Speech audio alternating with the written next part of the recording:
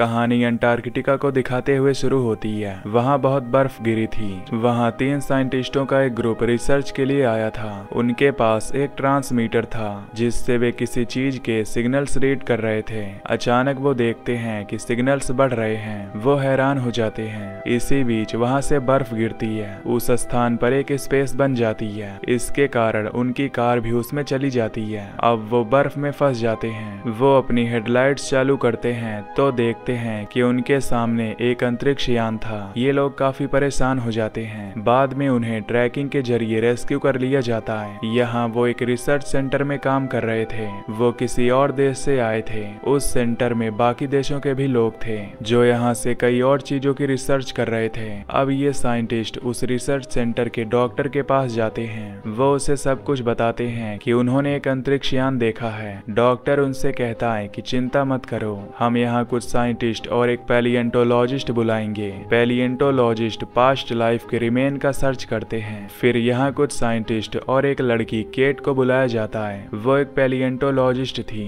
अब वो उस स्थान पर जाते हैं जहाँ उन्होंने स्पेसशिप देखा था। वहाँ वे और लोगों को पाते हैं। वे मिलकर उस स्थान पर जाते हैं जहाँ वो स्पेसशिप था। जब वे उसके अंदर जाते हैं तो ये काफी एडवांस था। ये इतना विशाल था कि कोई भी नहीं सोच सकता था कि ऐसा स्पेसशिप हो सकता है। जब केट बाहर आती है तो वो बर्फ में एक क्रिएचर को देखती है। वो क्रिएचर बड़ा था लेकिन वो कोई हरकत नहीं कर रहा था। शायद ये कई साल पुराना हो। केट वहाँ से रिसर्च सेंटर जाती है। वहाँ वो उस जीव के बारे में सभी को बताती है। वो कहती है कि जिस स्थान पर वो जीव बर्फ में है, हमें इसे यहाँ बर्फ के साथ लाना होगा। हम इसे यहाँ लाकर इसका स्टडी करेंगे। क्योंकि वो एक पैलिएंटोलॉजिस्ट थी, वो जानती थी कि ये कितना पुराना है और ये किस प्रकार का जीव है। अगले दिन कई लोग वहाँ उस क्रिएचर को लेने जाते हैं। वो इसे बर्फ के साथ रिसर्च सेंटर में लाते हैं। ये सच में काफी बड़ा था। केट इसे देखना शुरू करती है। उस रिसर्च सेंटर के डॉक्टर कहते हैं कि मैं इसका एक पार्ट चाहता हूँ या मुझे इसका एक टिश्यू दो, मैं भी इसे खुद स्टडी करना चाहता हूँ। केट कहती है कि ये जोखिम भरा होगा क्योंकि ये जीव इस दुनिया का नहीं है। ये समुद्री जीव या कोई और जीव नहीं है। ये किसी दूसरी दुनिया से आया है। हमें नहीं पता कि ये हमारे लिए हार्मफुल है या नहीं, तो पहले मुझे इस पर कुछ एक्सपेरिमेंट करने दो। वो डॉक्टर केट से बुरी तरह बात करता है। वो कहता है कि ये रिसर्च मेरा है या तुम्हारा, तुम ये सब क्यों कर रही हो। ये बात केट को अजीब लगती है। वो कहती है कि अब मैं क्या कहूँ। ठीक है, लेकिन वो जानती है कि ऐसा करना हार्मफुल होगा। अब हम देखते हैं कि डॉक्टर को उस क्रिएचर की टिश्यू लेनी थी और अब वो उस पर एक्सपेरिमेंट करेगा। दूसरी ओर हम देखते हैं कि उस क्रिएचर की बर्फ उस रिसर्च सेंटर में पिघलने लगती है। जब रिसर्च सेंटर का एक आदमी वहां जाता है और देखता है कि वो क्रिएचर उसे अजीब लग रहा था और तभी वो क्रिएचर वहां से बर्फ तोड़ते हुए भाग जाता है। वो आदमी ये सब सभी को बताता है। फिर वे सभी उस क्रिएचर की तलाश करने लगते हैं रिसर्च सेंटर के अंदर और बाहर। जब वे बाहर जाते हैं तो देखते हैं कि उनका कुत्ता घायल है और उस क्रिएचर के अलावा यहाँ कोई नहीं आ सकता। इसका मतलब ये क्रिएचर ही है। तभी वो क्रिएचर फिर से वहाँ पहुँचता है। केट का दोस्त वहाँ खड़ा था। वो साइंटिस्ट जो उसके साथ आया था। वो क्रिएचर पहले अपने टेंटिकल को उसके शरीर में डालता है और फिर उसे निगल जाता है। इसके कारण कुछ खून की बूंदें सामने खड़े साइंटिस्ट पर गिरती हैं। वो भी वहाँ दूसरों को बुलाता है। वे सभी कहते हैं कि ये क्रिएचर हमें नुकसान पहुंचा सकता है। वो इसे फायर गन से गोली मारते हैं और इसे मार देते हैं। रिसर्च के डॉक्टर कहते हैं कि हमें इसकी बॉडी का ऑटोप्सी करना चाहिए। हमें पता चलेगा कि ये क्रिएचर कहाँ से आया। अब केट उसकी ऑटोप्सी शुरू करती है। जब वो उस क्रिएचर को काट रहे थे तो उसमें केट का दोस्त था क्योंकि क्रिएचर ने उसे निगल लिया है, लेकिन इसका उसकी स्किन पर कोई असर नहीं पड़ा था, बल्कि उसकी स्किन मोटी हो रही थी जैसे उसके शरीर पर नई स्किन आ रही हो। केट उस क्रिएचर के बॉडी से एक रॉड निकालती है। वो पूछती है कि क्या ये किसी की है। वो बताते हैं कि जिस आदमी को उसने निगला था वो रॉड उस आदमी के टूटे हुए हाथ में थी।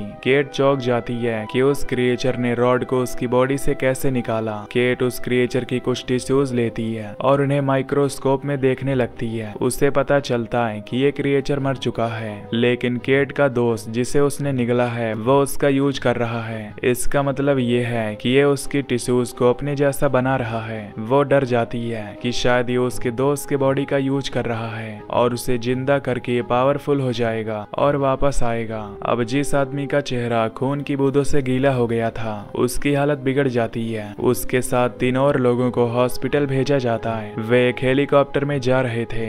इस बीच केट बाथरूम जाती है। उसे कुछ मेटल के टुकड़े मिलते हैं। ये मेटल के टुकड़े दांत में यूज होते हैं। वो बाथ टब में बहुत सारा खून भी देखती है। धीरे धीरे वो सब कुछ समझ जाती है। वो सोचती है कि अगर ये क्रिएचर किसी के टिश्यूज का उपयोग करता है तो उसके शरीर में कोई मेटल हो तो उसे सहन नहीं कर सकता। इसका मतलब है कि मेटल उसके म्यूटेशन को रोक सकती है। अब 4 लोग थे जो बाथरूम यूज करने के बाद हॉस्पिटल जा रहे थे, लेकिन केट नहीं जानती कि उनमें से कौन अफेक्टेड है। वो समझती है कि अगर उनमें से कोई इन्फेक्टेड होगा तो वो दूसरी टीम को मार देगा। वो जाती है और उस हेलीकॉप्टर को रोकती है, लेकिन इस दौरान एक आदमी में चेंजेस शुरू हो जाता है। उसकी बॉडी बीच से कटने लगती है और एक अजीब क्रिएचर बाहर आता है और ये उस साइंटिस्ट पर हमला करता है। केट उस हेलीकॉप्टर को रोक रही थी, लेकिन तब तक वो हेलीकॉप्टर क्रैश हो जाता है क्योंकि उनमें लोग डर गए थे और कोई भी हेलीकॉप्टर को कंट्रोल नहीं कर सकता था। अब केट और बाकी लोग उदास हो जाते हैं। केट बहुत उदास थी।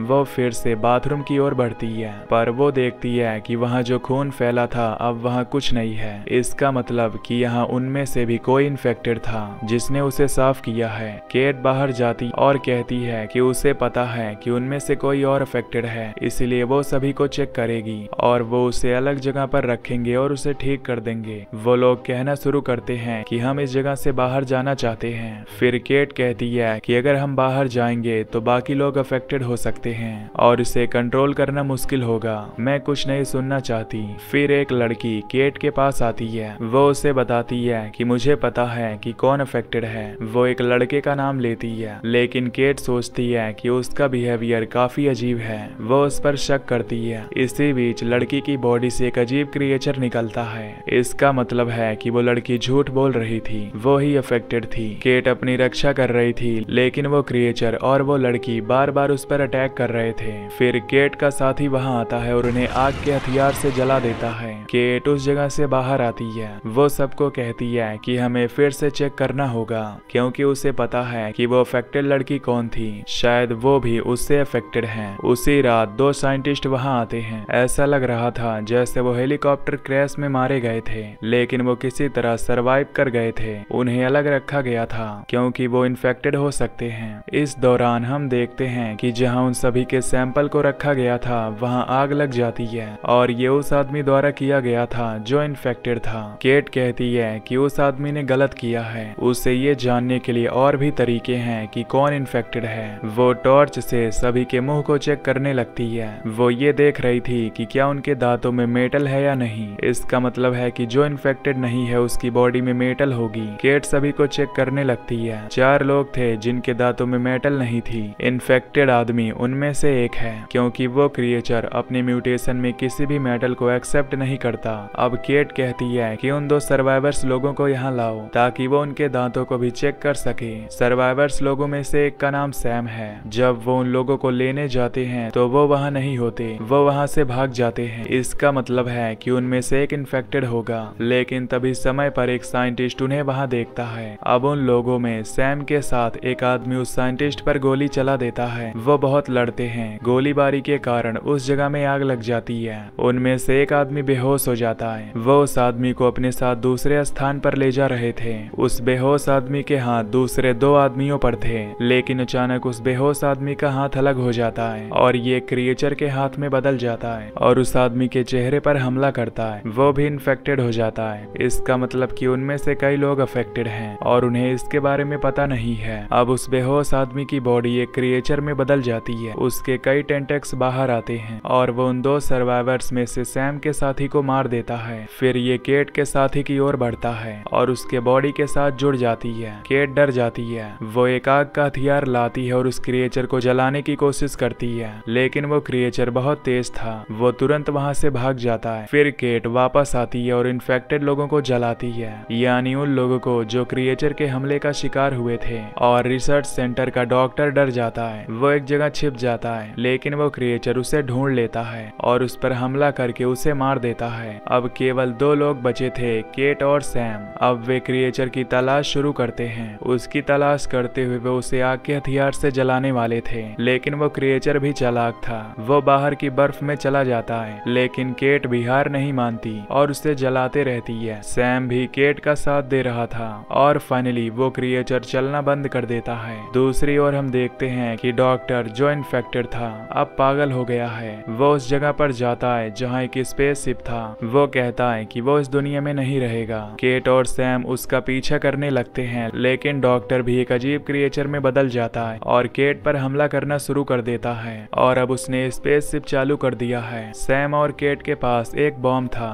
वो स्पेसशिप और डॉक्टर को उड़ाने का प्लान बनाते हैं, लेकिन वो बॉम्ब उनके हाथ से गिर जाता है। जैसे ही केट बॉम्ब को फोड़ने के लिए आगे बढ़ती है, वो क्रिएचर पीछे से आता है। वो केट को पकड़ लेता है और उसे मारने वाला था। फिर केट उस बॉम्ब को पकड़ लेती है और उसे क्रिएचर के मुंह में फेंक देती है और उसे ऑन करती है, जिससे वो क्रिएचर मारा जाता है। वो दोनों उस जगह से बाहर आते हैं। वे वहां से अपनी कार में बैठकर जाने वाले थे, लेकिन फिर सैम डरते हुए कहता है कि फायर गन कार के पीछे रख दो, क्योंकि अब हमें इसकी जरूरत नहीं है। केट को उस पर शक होता है तो वो उसके चेहरे को पूरी तरह से देखती है। वो उससे कहती है कि सैम, ये कान की बालियां तुमने पहले दूसरे कान में पहनी थी। सैम कहता है कि नहीं। केट कहती है कि इसका मतलब है कि ये क्लिप वाली बालियां हैं, जिसे तुम जब चाहो पहन सकते हो और बदल सकते हो। सैम ने वो मेटल की बालियां रखी थी ताकि केट को शक ना हो। असल में सैम भी इन्फेक्टेड था और अगर वो दोनों कार में एक साथ जाएंगे तो वे वहां के लोगों को भी इन्फेक्टेड कर देंगे। इसलिए केट किसी तरह उसे फायर गन से जला देती है, पर सैम के शरीर से उस क्रिएचर की चीखें आ रही थी। वो एक दूसरी कार लेती है और वहां से चली जाती है। वो इन्फेक्टेड नहीं थी।